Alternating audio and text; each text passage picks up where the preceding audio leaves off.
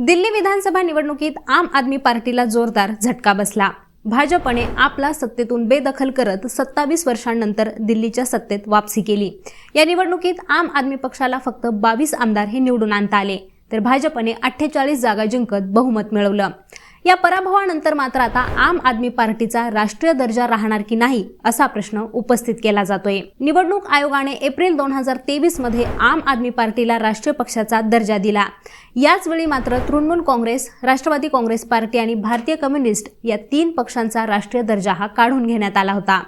चला तर मग याच निमित्तानं आपण जाणून घेऊयात राष्ट्रीय पार्टीचा दर्जा नक्की काय असतो आणि आम आदमी पार्टीचा हाच दर्जा केव्हा काढून घेतला जाऊ शकतो ते। सुरुवातीला पाहूयात राष्ट्रीय पक्ष म्हणजे नक्की काय ते। भारतात सध्या 6 राष्ट्रीय पक्ष आहेत। यात भाजप, आम आदमी पार्टी, काँग्रेस, बहुजन समाज पार्टी, भारतीय कम्युनिस्ट पार्टी, मार्क्सवादी आणि नॅशनल पीपल्स पार्टी या 6 पक्षांचा समावेश आहे। राष्ट्रीय पक्षांचा प्रभाव हा एका राज्यापुरता मर्यादित नसतो, तर या पक्षांकडून अनेक राज्यात निवडणुका लढवल्या जातात। या उलट काही पक्ष हे फक्त एखाद्या राज्यापुरतेच मर्यादित असतात, जसं की महाराष्ट्रात शिवसेना, तमिळनाडूत द्रमुक आणि अण्णा द्रमुक, ओडिसामधील बिजू जनता दल आणि बिहारमधील राष्ट्रीय जनता दल हे पक्ष फक्त त्यांच्या राज्यापुरतेच मर्यादित आहेत। आता राष्ट्रीय पक्षाची मान्यता कशी ठरते हे सांगायचं झालं तर निवडणूक आयोगानुसार भारतीय राजकीय पक्षांना 3 श्रेणीत विभागले गेले। यामध्ये राष्ट्रीय पार्टी, राज्य पार्टी आणि रजिस्टर्ड पार्टी या 3 श्रेणी आहेत। राष्ट्रीय पार्टीचा दर्जा मिळवण्यासाठी कमीत कमी 4 राज्यात संबंधित पक्षाला राज्य पार्टीचा दर्जा हा प्राप्त असावा लागतो। लोकसभेतील एकूण जागांच्या 2% जागा या जिंकलेल्या असाव्या लागतात। तसंच या जागा कमीत कमी 3 वेगवेगळ्या राज्यांमधील असणंही गरजेचं आहे। तर लोकसभा आणि विधानसभा निवडणुकीत एकूण वैध मतांच्या 6% मतं मिळालेली असावीत आणि 4 लोकसभेच्या जागा या जिंकलेल्या असाव्यात। आता राष्ट्रीय पार्टीचा दर्जा आवश्यक का आहे, तर एखाद्या पक्षाला राष्ट्रीय पक्षाचा दर्जा मिळाला तर अनेक फायदे मिळतात, जसं की संपूर्ण देशात एक निश्चित निवडणूक चिन्ह मिळतं।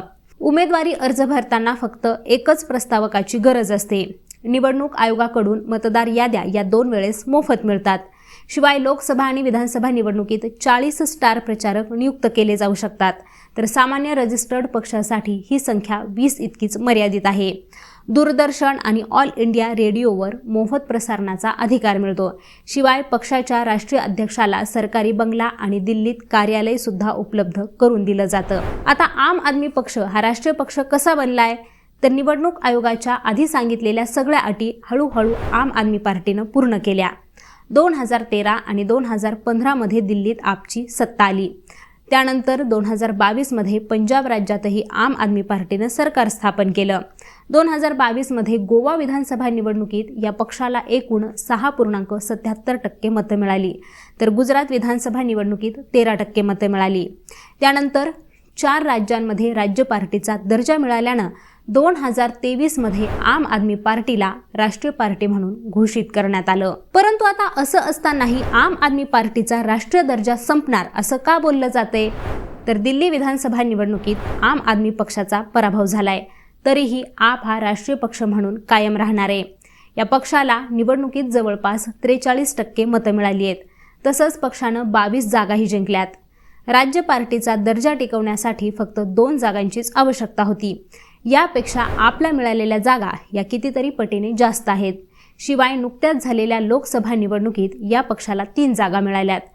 पंजाब, गोवा आणि गुजरात राज्यातील या पक्षाची कामगिरी ही आम आदमी पार्टीला राष्ट्रीय पार्टी म्हणवण्यास पुरेशी आहे। आता राष्ट्रीय दर्जा संपल्यावर नक्की काय होतं, तर पक्षाचं निवडणूक चिन्ह हे पहिल्या क्रमांकावर दिसत नाही। निवडणूक आयोगाच्या सर्व पक्ष बैठकीचे निमंत्रणही मिळत नाही। प्रचार आणि निवडणूक फंडिंगवर याचा परिणाम होतो। शिवाय पक्षाच्या स्टार प्रचारकांची संख्या ही 40 वरून 20 वर येते। आता सगळ्यात महत्त्वाचं आहे ते म्हणजे की या पक्षांचा राष्ट्रीय दर्जा नेमका कसा समाप्त होतो, तर तृणमूल काँग्रेसला 2016 मध्ये राष्ट्रीय पक्षाचा दर्जा मिळाला होता। मात्र पूर्वोत्तर राज्यांमध्ये खराब कामगिरीमुळे 2023 मध्ये या पक्षाचा राष्ट्रीय दर्जा हा संपुष्टात आला। 2000 मध्ये राष्ट्रवादी काँग्रेसला सुद्धा राष्ट्रीय पक्षाचा दर्जा मिळालेला होता। परंतु अरुणाचल प्रदेश, मणिपूर आणि मेघालय या राज्यांमध्ये खराब कामगिरी केल्यामुळे याही पक्षाचा राष्ट्रीय दर्जा हा संपुष्टात आला। शिवाय CPI या पक्षाला 1989 मध्ये राष्ट्रीय पक्ष म्हणून घोषित करण्यात आलं होतं। तेव्हा सुद्धा पश्चिम बंगाल आणि ओडिशा या राज्यात खराब कामगिरी केल्यामुळे या पक्षाचा सुद्धा राष्ट्रीय दर्जा हा त्याला गमवावा लागला।